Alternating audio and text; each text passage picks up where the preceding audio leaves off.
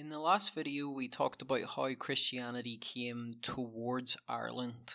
We didn't talk about an Irish Christian or even a confirmed report of a Christian, the first Christian coming to Ireland. And for this, we don't have a historical record. Today, I'm going to talk about the first Irish saints. However, in their life stories, we see an already existing Christian community in Ireland.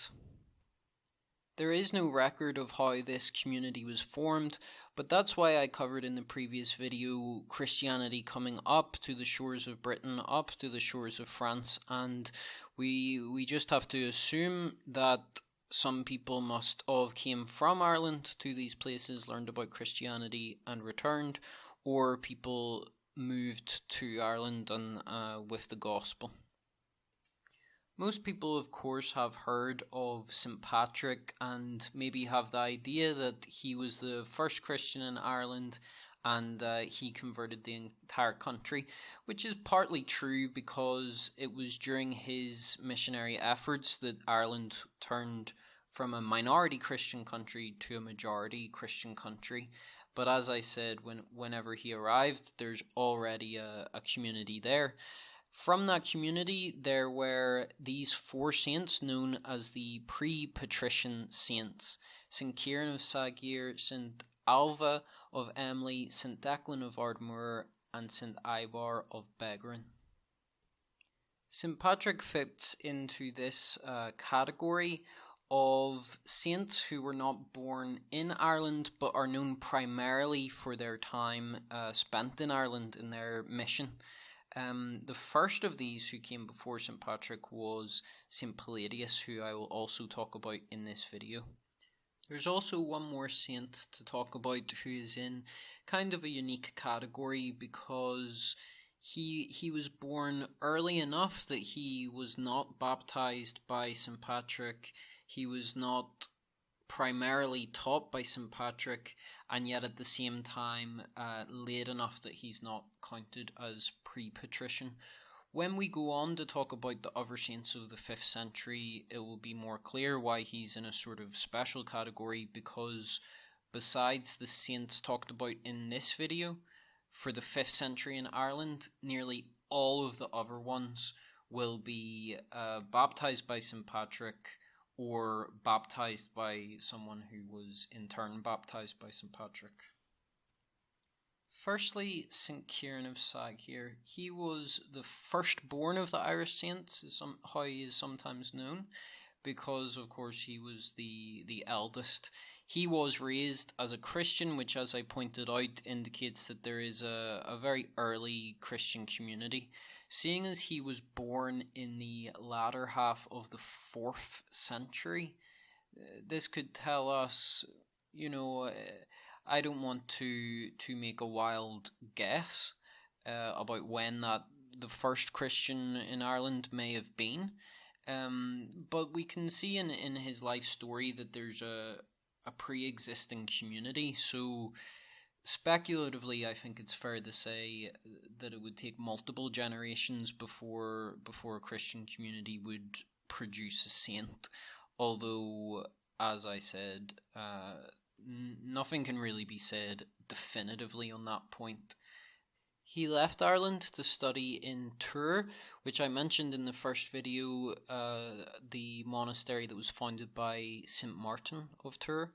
A very, very important place for Irish Christianity in these centuries, because St. Kieran was the first, but was certainly not the last saint that we know who went to Tours to study. And he also then continued to Rome, where he stayed for as long as 20 years before returning and meeting St. Patrick on his way back to Ireland. In the life of St. Kieran, it mentions that this was an incredibly joyful meeting for both of them. Obviously a huge inspiration for St. Patrick to return to Ireland for his mission there. When St. Kieran came back to Ireland, he lived for some time as a hermit before establishing monasteries and having monks under his guidance. St. Alva of Emly was baptized by St. Palladius, who I mentioned and will speak about more later in this video, came to Ireland before St. Patrick. He also studied in Rome, where he would meet St. Declan, who I'll speak about next. And one of the very important events of his life was he baptized St. David, who's the patron saint of Wales.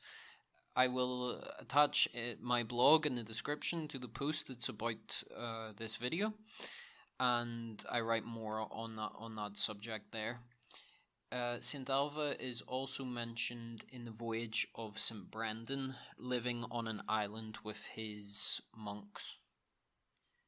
St. Declan was from an Irish royal family, the Daisy Muman, not sure how to pronounce that, and he, as I just mentioned, studied in Rome with St. Alva. He returned to Ireland and preached to this royal clan with very great success. St. Ibar of Beagran studied in Llywryn Abbey, one of the Gallic monasteries, and he, as with the other three, would go to Rome, but only as an older man, as a pilgrimage, rather than to go there younger to study. He had a monastery in Ireland after he returned from Llywryn Abbey, which is in an area now known as the Wexford Slobs. However, that island has, I don't know all the geographical reasons for this, but it's not there anymore. The picture is the general location that the monastery on that island would have been. These saints did know each other, of course, as I already mentioned. They did meet each other, and they also would meet St. Patrick whenever he arrived. They were aware of this sort of joint mission that they were on to convert Ireland to Christianity. If you would like to read more about them, there is more information in my blog post on these saints, as well as also the entire hagiographies of St. Kieran and St. Declan, which I strongly recommend. St. Palladius and St. Patrick are similar to each other in the sense that they were not born in Ireland, but they are known primarily for their time spent in Ireland. I will talk about St. Patrick at greater length in a future video, but for now we will look at the life of St. Palladius. He was from Gaul, and he would study in Rome, as well as with St. Germanus of Auxerre, who, if you remember from the previous video, St. Patrick also studied with that saint. St. Palladius got a mission from Pope Celestine I to go to Ireland, to the Christian community that was already established there, as we've discussed. He would stay in Ireland for some time, but then finally move on to Scotland to preach there. A saint in a slightly unique category is St. Abban of Moyarney. The reason he is unique is because he can't be considered one of the pre-patrician saints because he was born slightly later. In fact, he was the nephew of one of them, St. Ibar of Beagran.